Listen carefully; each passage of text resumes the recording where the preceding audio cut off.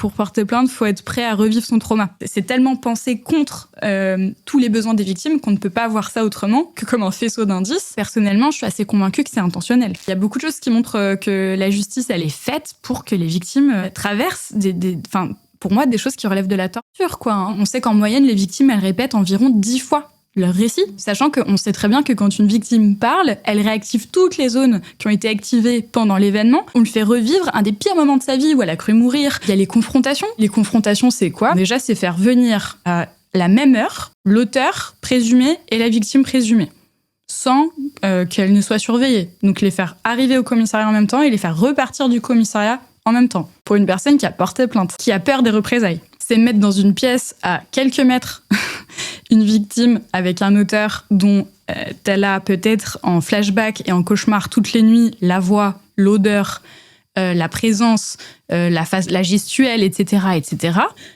Et ensuite, c'est lui demander, dans ce moment-là, d'avoir des capacités de réponse et cérébrale qu'elle n'a pas, évidemment, puisqu'elle est dans un état émotionnel de stress dépassé. Et la justice dit, vous n'êtes pas obligé de faire la confrontation, mais si vous ne la faites pas, nous n'avons plus aucun élément, donc nous serons dans l'obligation de classer. On a 94% de classement sans suite pour les viols. Si c'est pas de la torture.